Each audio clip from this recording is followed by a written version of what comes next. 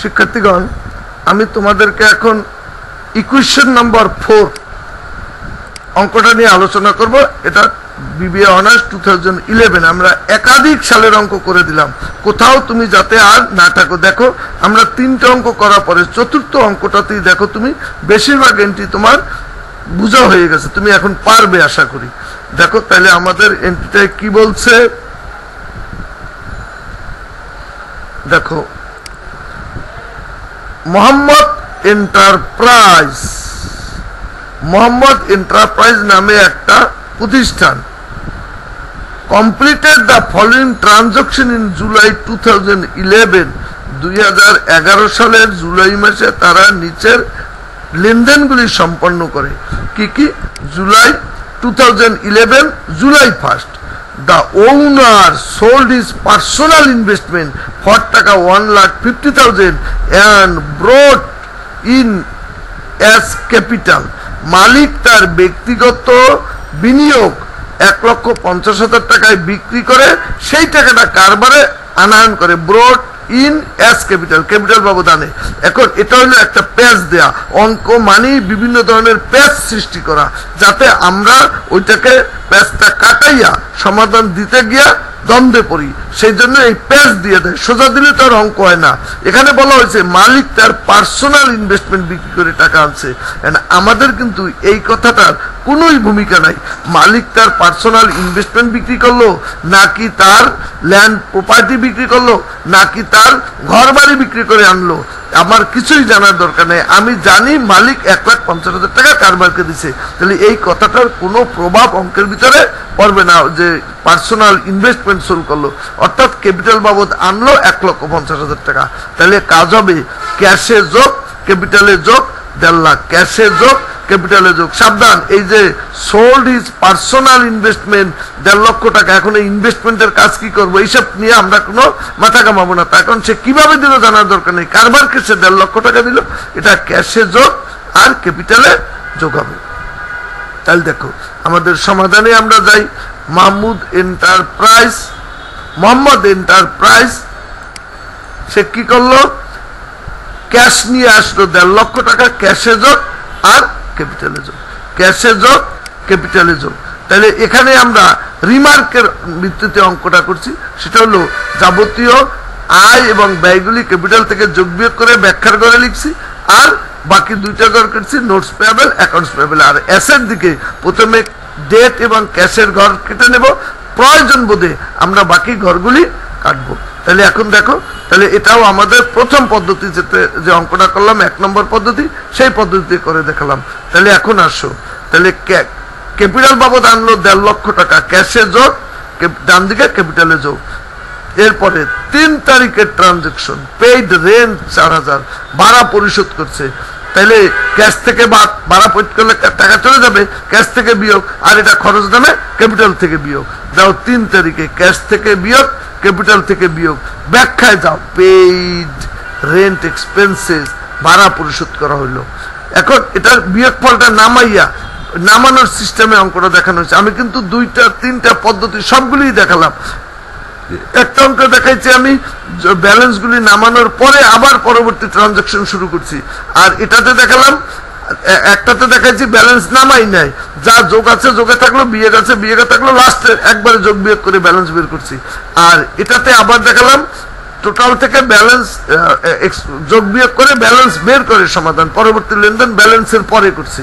তাহলে দেখো 3 তারিখে আমরা রেন্ট পেইড করছি, ক্যাশ থেকে বাদ ক্যাপিটাল থেকে বাদ, ব্যাখ্যা দিলাম রেন্ট এক্সপেন্সেস। তাহলে ব্যালেন্স থাকলো 1.5 লাখ থেকে 4,000 গেলে 46, ক্যাপিটাল 1.5 লাখ থেকে 4,000 গেলে 1,46,000। যাও 4 তারিখের transaction, purchase merchandise for cash. এখন মাল কিনছি, মার্চেন্ডাইজ মানে কারবারি পণ্য যে আমরা কিনছি 60,000 টাকা, 60,000 টাকা, 60,000 টাকা।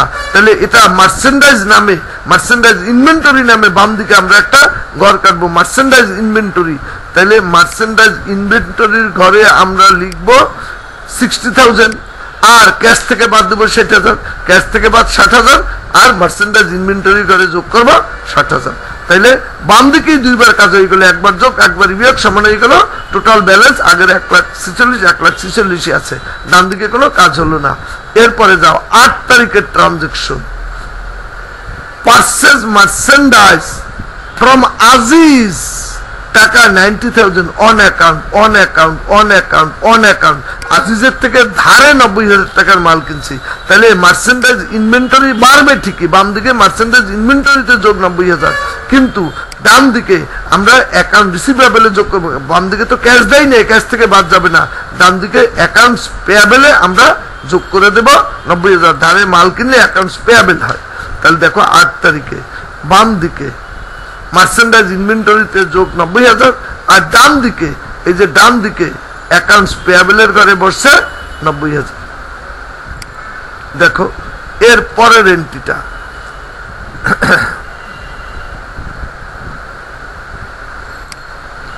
দেখো এটা গেল 8 তারিখের ট্রানজেকশন আমাদের। এরপরে আসো 10 তারিখের ট্রানজেকশন, ব্রড ধার করলাম 60,000 from Dhaka bank and signed a notes payable।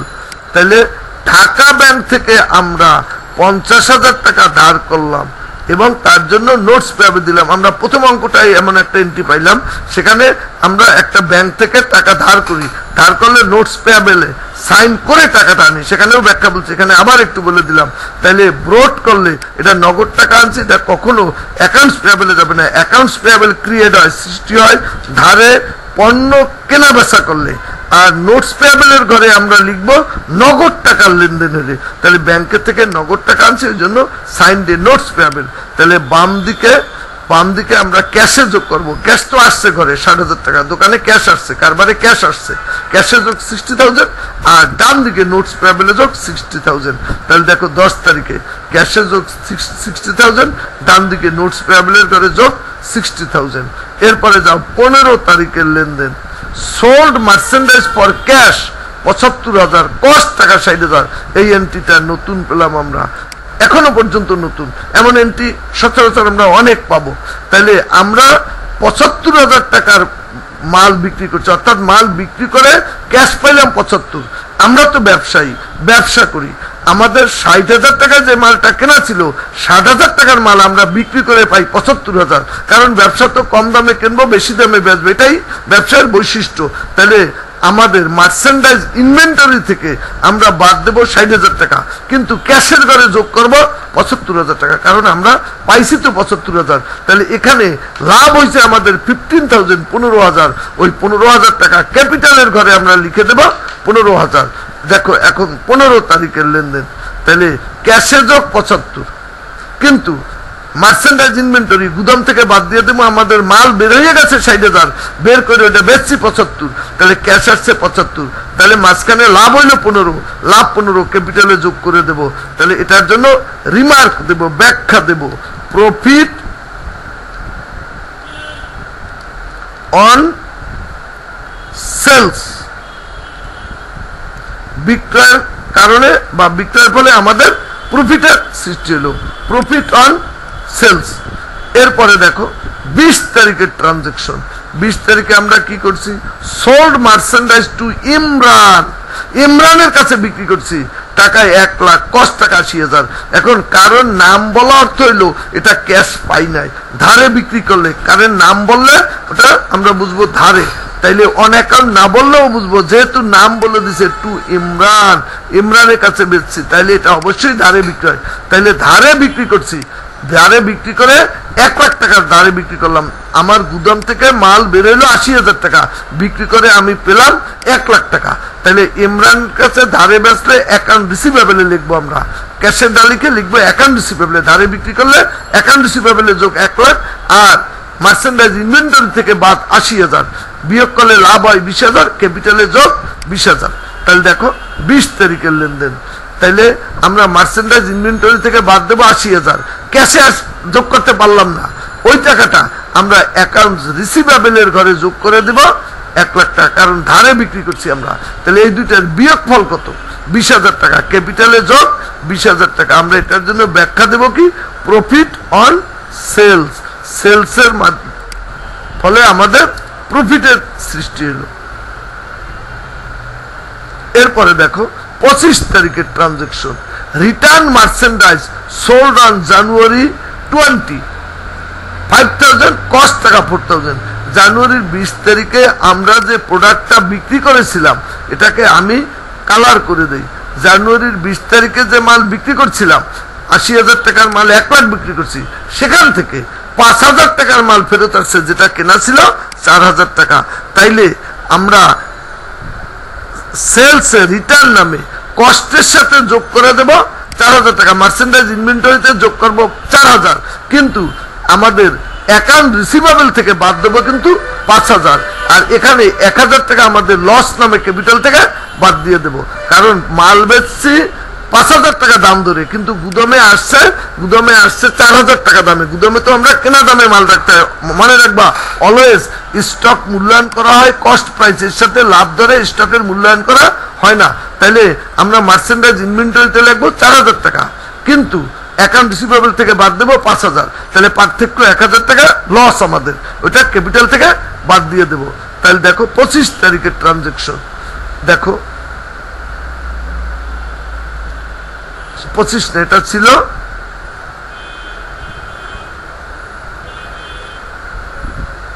25 তারিখই ছিল, এখানে তারিখটা লেখা ভুল হয়ে গেছে। এই দেখো 25 তারিখের লেনদেন, না ঠিকই আছে, ক্যাশ থেকে মার্চেন্ডাইজ ইনভেন্টরি থেকে বাদ, মার্চেন্ডাইজ ইনভেন্টরিতে যোগ, এটা তো মাল এসে গুদামে ঢুকলো, আর অ্যাকাউন্ট রিসিভেবল থেকে বাদ 5,000, বিয়োগফল কত 1,000, ক্যাপিটাল থেকে 1,000 বাদ দেব। Loss on sales return,